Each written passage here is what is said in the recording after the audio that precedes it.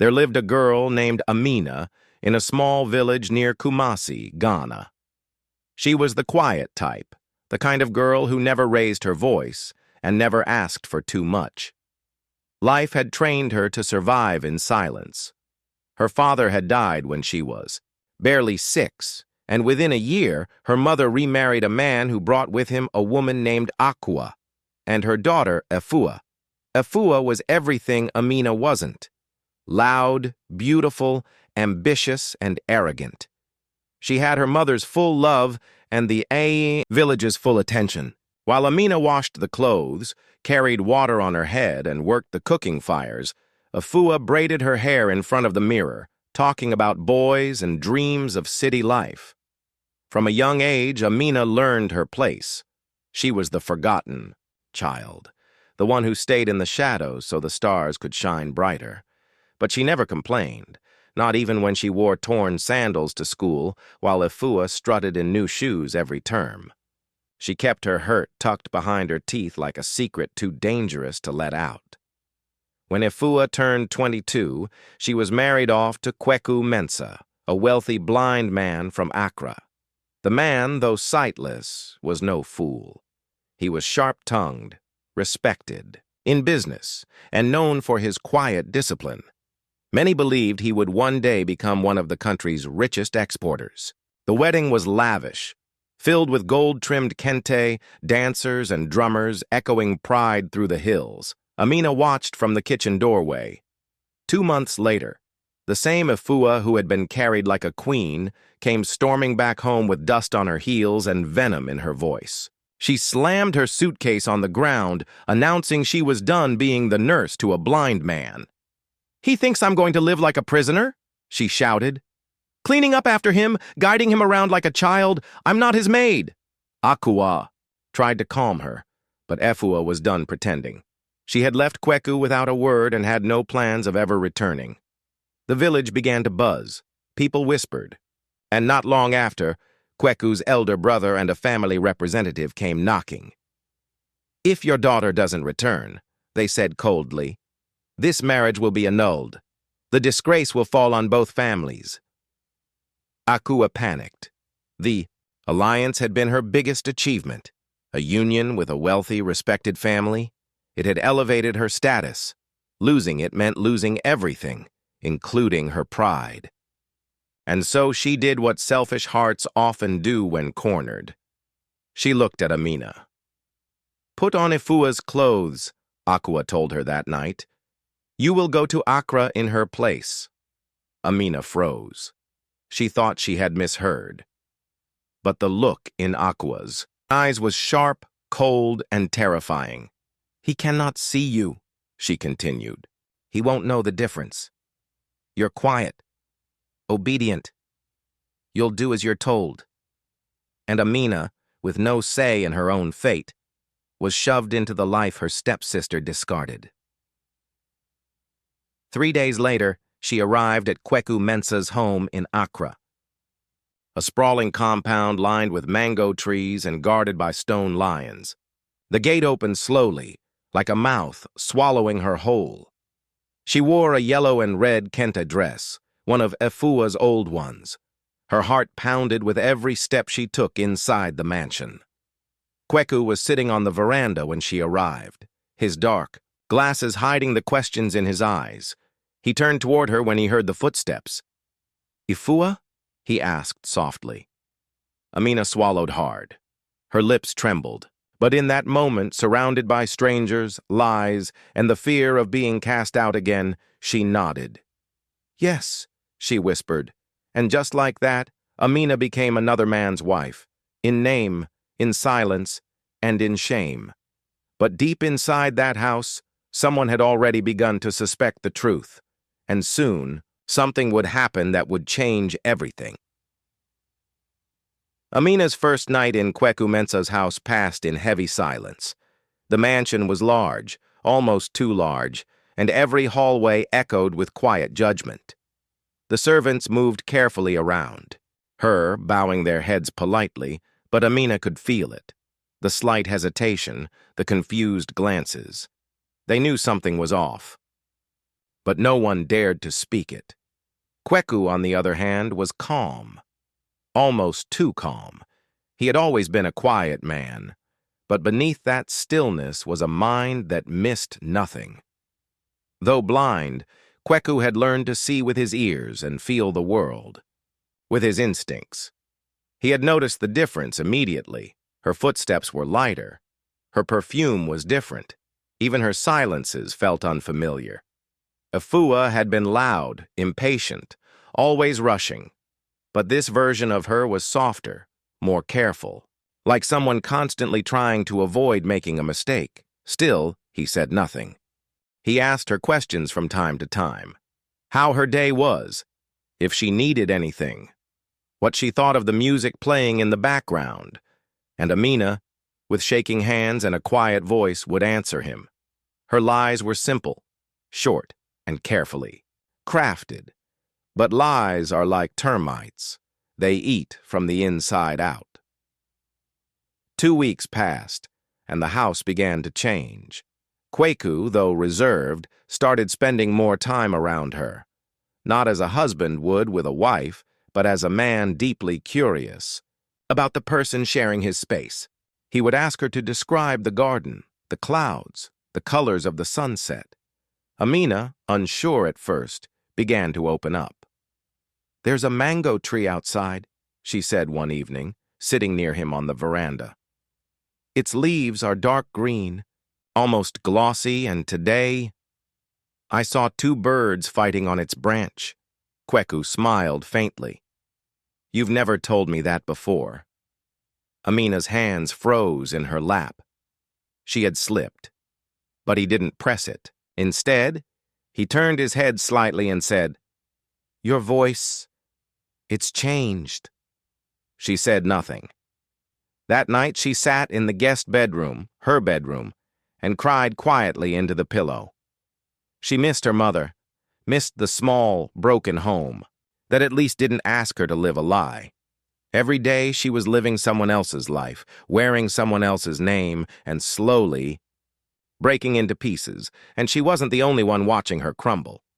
Yaw, one of the housekeepers, an older man who had worked in the Mensa house for years, had started noticing the signs. The way Madame Afua no longer shouted at the maids.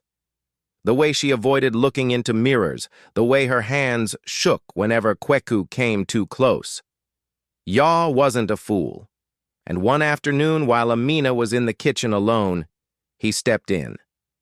"Madam," he said gently, "may I ask you something?" She turned slowly, startled. "Yes?" He paused, studying her face. "What is your real name?"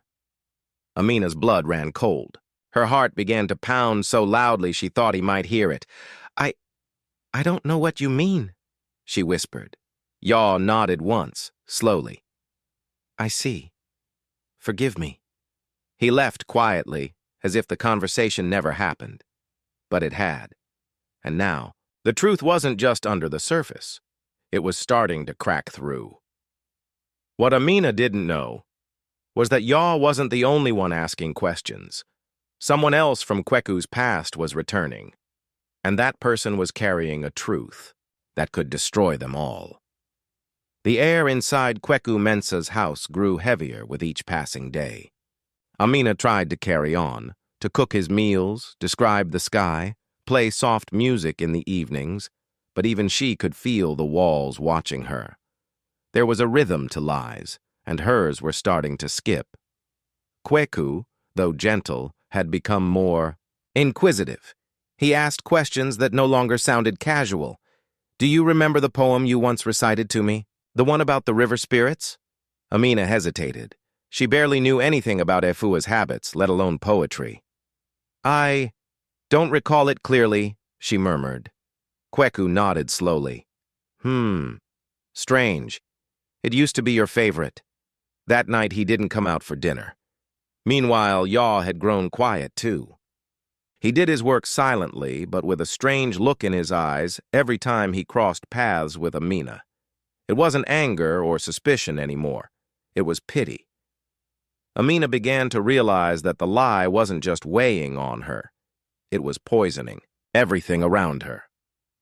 But the real turning point came one stormy afternoon. The rain had started early, pounding against the windows like drums of judgment. Amina was in the sitting room, organizing books on the shelf, when the front gate bell rang. One of the younger housekeepers rushed to open it, umbrella in hand. Minutes later, a woman stepped into the house. Tall, dressed in fitted ankara, sharp, cheekbones, red lipstick, and fire in her eyes.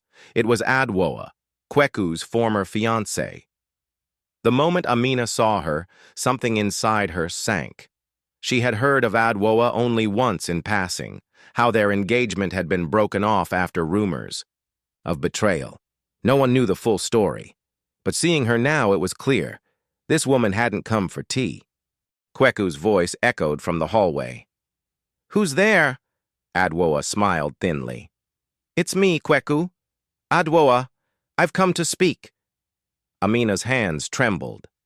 Kweku walked into the room slowly, his cane tapping the wooden floor, his expression unreadable behind those dark glasses. "Adwoa," he said, "why are you here?" "I've heard things," she said. "Strange things. About your wife. About Efua." She turned to Amina and smiled like a snake waiting to strike. "May I speak to her alone?" Kweku didn't respond. He simply turned and walked away, though his face looked tighter than Amina had ever seen it. When the two women were finally alone, Adwoa dropped the pretense. "I know you're not Efua," she said, her voice a low hiss. Amina didn't respond. She didn't even breathe. "I grew up with her. I know her voice, her laugh, her scent. You may fool a blind man, but not me." Still, Amina said nothing. What could she say? Adwoa leaned closer. "You have until the end of this week to leave, or I will expose you to his entire family." Then she walked out, heels clicking, thunder rolling behind her. Amina collapsed onto the couch, hands shaking violently. The walls felt like they were closing in. She had survived shame, hunger, and abandonment her whole life, but now she was facing the one thing she feared most. Truth, and this time there was no place left to run. But what none of them knew, not Adwoa, not even Amina, was that Kweku had been standing behind the hallway curtain, listening. Kweku stood behind the thick hallway curtain, frozen. Every word Adwoa had said echoed in his head. "You're not Efua. You may fool a blind man, but not me." For weeks, he had known something was wrong. He had noticed the softness in her tone, the patience, the gentle way she touched his arm instead of jerking it. She didn't argue like Efua, didn't laugh the same, didn't even smell the same. But still, he had chosen silence. Maybe it was denial. Or maybe a part of him didn't want her to be Efua. But now it was confirmed. The woman he had let into his house, the one whose presence had soothed him, wasn't his wife. He walked back into his study and closed the door quietly behind him. Meanwhile, Amina sat still in the sitting room, staring at the floor, her hands clenched tightly in her lap. Her mind raced. The walls of the lie were caving in. She could hear it cracking from all directions. Adwoa's threat, Yaw's silence, Kweku's distance. She hadn't meant to fall into this. She hadn't meant to feel anything for him, but Kweku's kindness had touched something in her that no one ever had. Not her stepmother, not her father, not even her own mother in her last days. He had asked her what she liked, listened when she spoke, smiled at her voice, and that made the guilt worse. That night she couldn't sleep.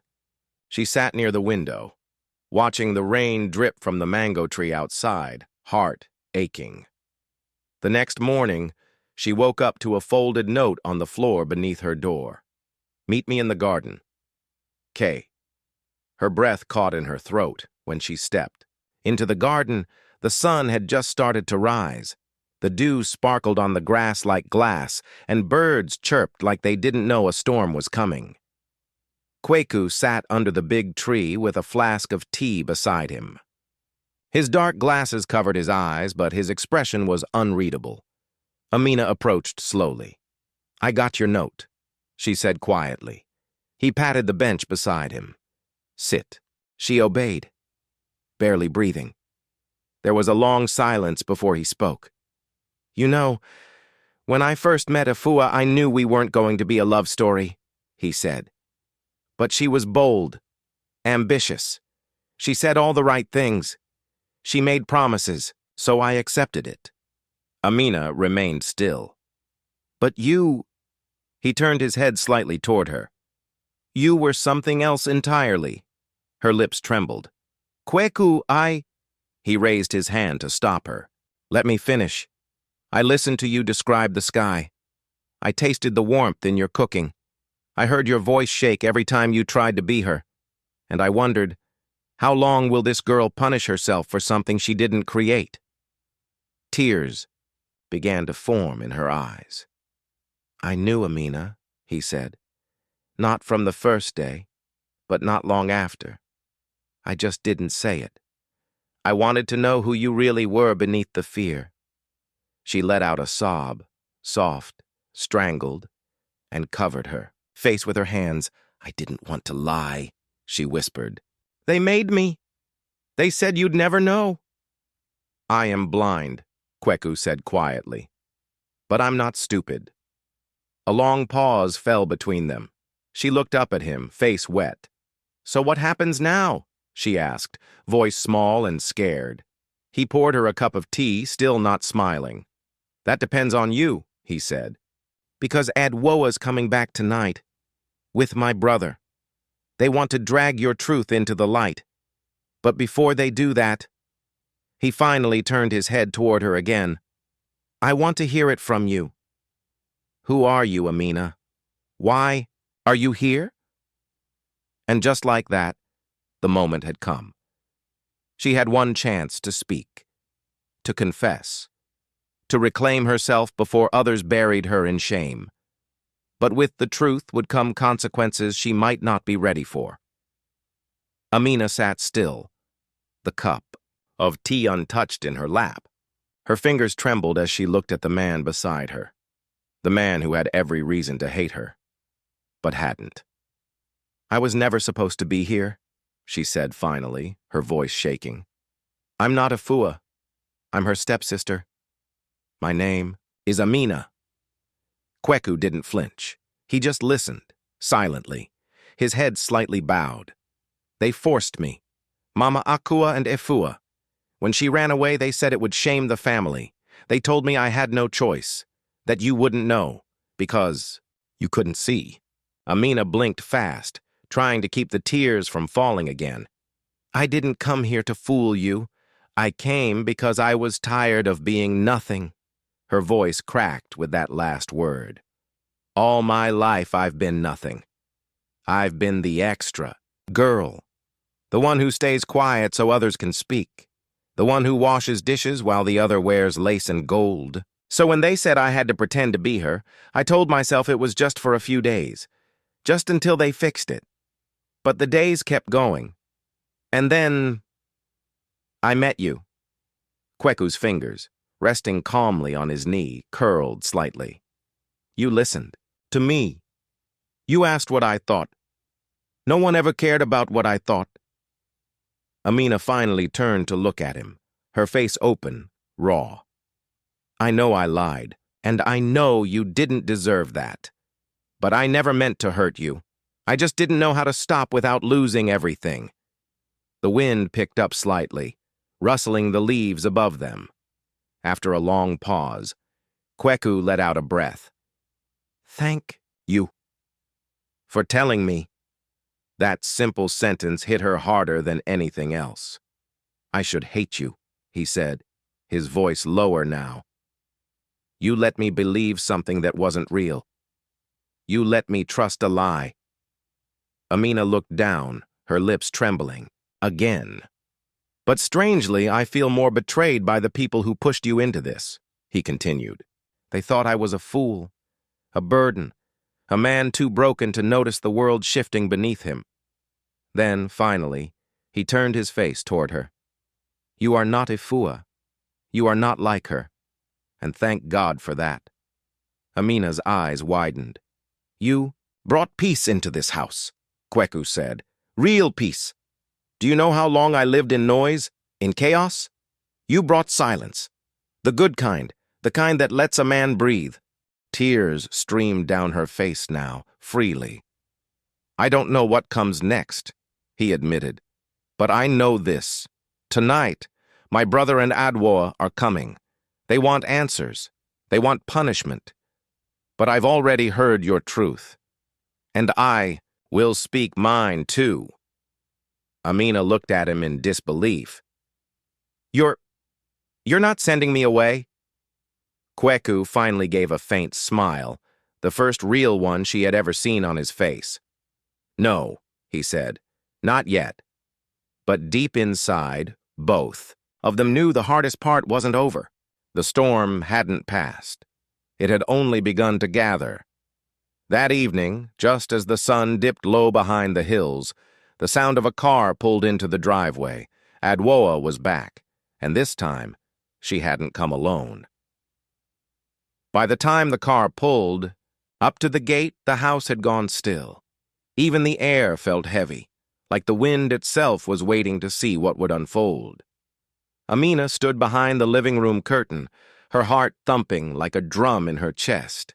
She saw Adwoa step out of the car in her bright red wrapper, eyes sharp as knives.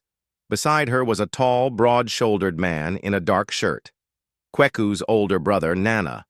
The house staff had already been warned. No one said a word. No one dared to even breathe loud. Kweku sat in his chair by the center table, calm and composed. His face gave nothing away, but Amina knew he was ready to face them, and ready to defend her. The front door opened.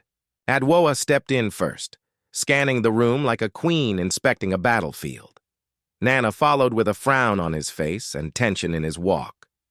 Kweku, Adwoa said coldly, we need to talk, now. He didn't stand. He just tilted his head in her direction. I assume that's why you came. Nana didn't waste time. This girl you're living with? She's not your wife. Adwoa cut in sharply. She's an imposter, a fraud. We brought proof. Amina stepped out from behind the curtain, her breath shaky. But she didn't hide.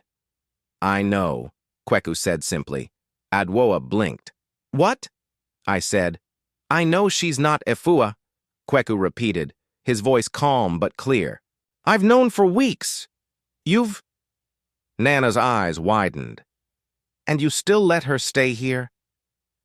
I let her stay, Kweku said slowly, because this house has never been quieter, never been more peaceful, and because for the sigh, first time in a long time, I felt seen, even without eyes. Adwoa scoffed. This is madness. She deceived you. She should be arrested. Exposed. Exposed for what? Kweku snapped, his voice suddenly sharper. For being used by her own family? For being forced into a lie so they could save their pride? Adwoa's mouth opened, then closed again. She hadn't expected this. Kweku turned his head toward where Amina stood. She told me everything. Her name is Amina, and I believe her more than I ever believed Efua. You're letting her off this easily? Nana's voice rose. She committed fraud. She's not the only one who lied, Kweku said, this time rising slowly to his feet. You want to talk about betrayal? Ask your precious Efua why. She ran. Ask her where she is. Ask her what she stole from me before she disappeared. There was a sudden silence. Even Adwoa looked confused. What do you mean? Nana asked carefully. Kweku clenched his jaw.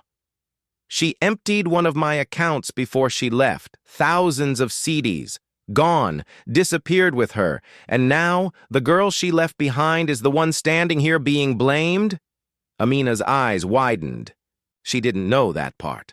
No one had told her. Adwoa tried to recover. Still, she took another woman's place. That's fraud, Kweku. Then charge her, Kweku said, arms wide. Take her to court. Let the world hear what your family did. How they forced a poor girl into a blind man's home to save their own name. Neither Nana nor Adwoa spoke. They couldn't, because they knew the shame wouldn't fall on Amina. It would fall on all of them. Kweku looked toward Amina again, this time his voice softer. Go to your room, Amina. She hesitated. But, please. She nodded slowly and walked away, her heart pounding, her legs weak. But before she turned the corner, she heard Kweku say something else. She stays in this house, as long as she wants. She's not a prisoner. She's not a thief. She's the only honest person among all of us. And in that moment, for the first time in her life, Amina felt chosen. Not out of guilt, not out of pity, but out of truth. The house was silent after the confrontation. Adwoa and Nana had left without another word, their pride bruised and their schemes exposed. For the first time, Amina sat in her room not with fear in her chest, but with something strange and unfamiliar. Relief. She stared out the window at the evening sky turning gold. For so long, she had only existed in the shadows of other people's choices. But now, someone had stood for her. Not because he had to, not because he was blind to the truth, but because he saw her more clearly than anyone ever had. A soft knock interrupted her thoughts. She opened the door slowly, and there stood Yaw, the old housekeeper. He held a tray of food. Master Kweku. Said you haven't eaten, he said gently. She took the tray with both hands. Thank you. Yaw didn't move. He looked at her for a moment, and then said something that made her throat tighten. You are not the same girl who came here afraid. You're stronger now. Keep that strength. She nodded, holding back tears, and closed the door behind her. Later, that night, Kweku called for her again. He was sitting in the study, hands clasped in front of him, a radio playing soft high-life music in the background. She sat across from him, unsure what to say. They'll come again, he said.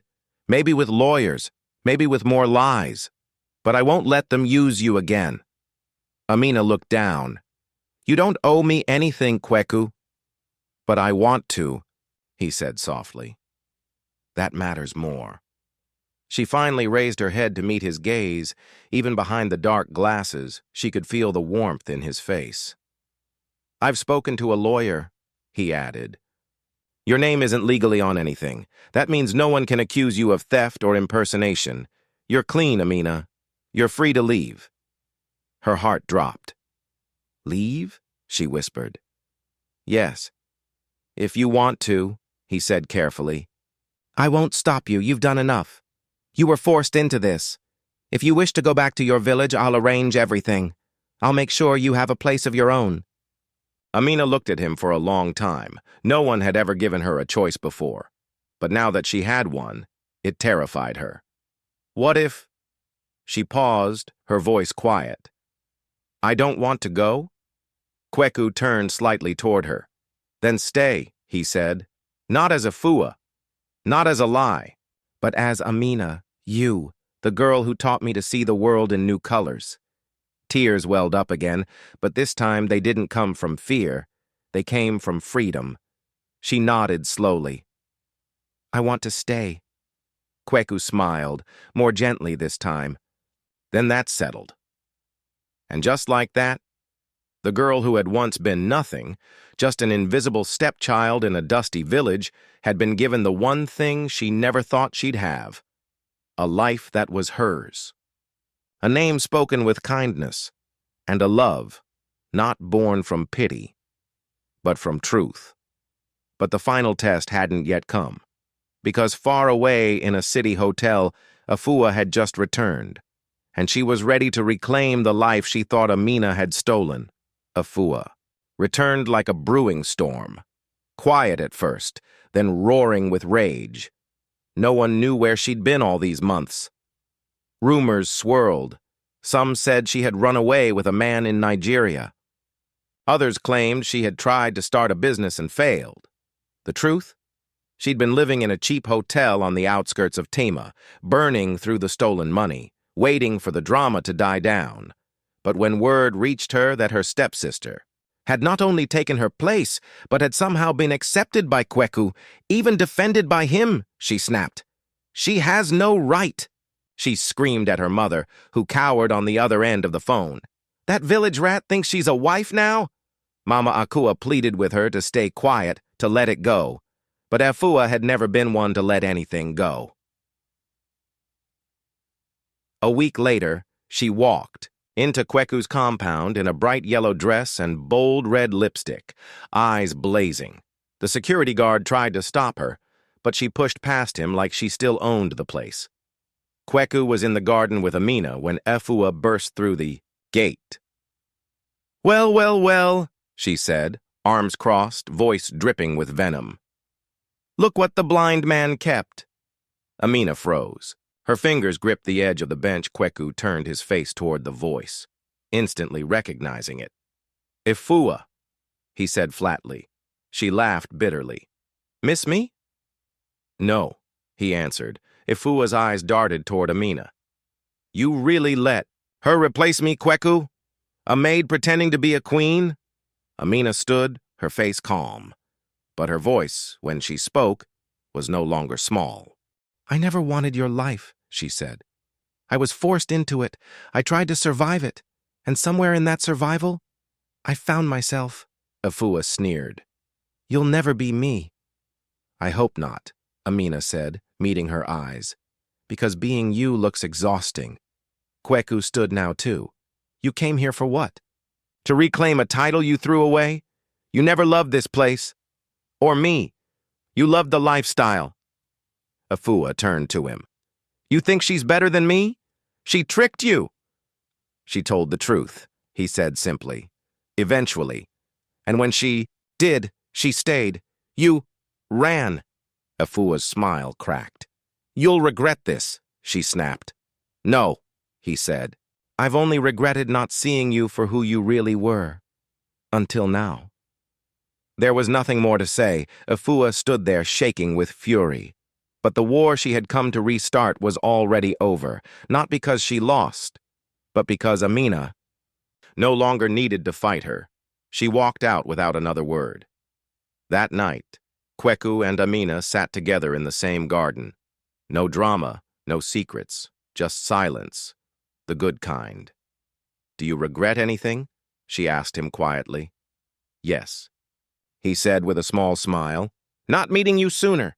Amina smiled too, the softest smile of her life, because for the first time she was no longer living in someone else's shadow. She was Amina, daughter of no one important, lover of truth, survivor of shame, and finally, free. The end.